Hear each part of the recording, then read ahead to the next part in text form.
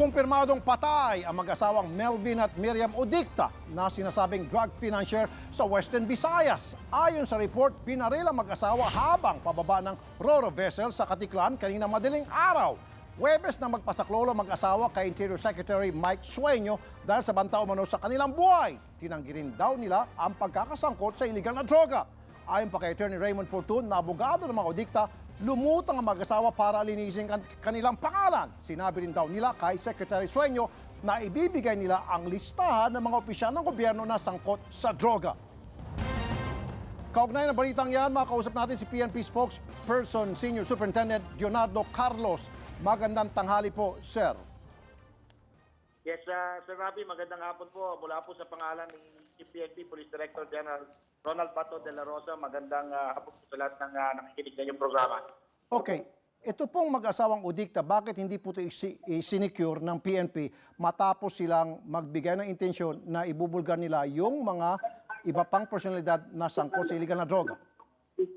Opo, unang-una ho ay they went to Krami na si PNP po ay nasa Bacolod at papunta pong Iloilo. Noong time na sila po ay pumunta ng Krami. But originally, what we heard is gusto ho nilang magpakita, mag-report kay Chief PNP. So, nagkasaliki po sila doon. Okay. Pero ang ibig ko sabihin, sir, yun nga, pumunta siya sa Camp Crame para sumurrender at magsabi na rin ng ibang mga personalidad na sangkot umano sa droga at mga pangalan ata ng mga yan na ibibigay nila ay mga taga-gobyerno. Nung marinig po natin yung ganong salita, kahit na wala si Chief PNP, bakit hindi po natin sinecure agad silang dalawa? Unang-una, hindi ho sila pumunta sa Krame upang sumurrender.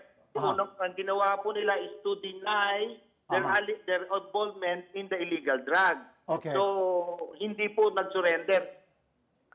Kung sila po ay nagsabi sila ay susurrender, humihingi po ng seguridad, posible pong manapit yan. Okay. So, that's the statement given by them na sila po ay nagdi-deny lang po ng kanilang involvement. I see. Okay. So, meron na ho ba tayo impormasyon o may CCTV camera ho ba tayo tungkol dun sa actual na pagpaslang po dun sa kanilang dalawa?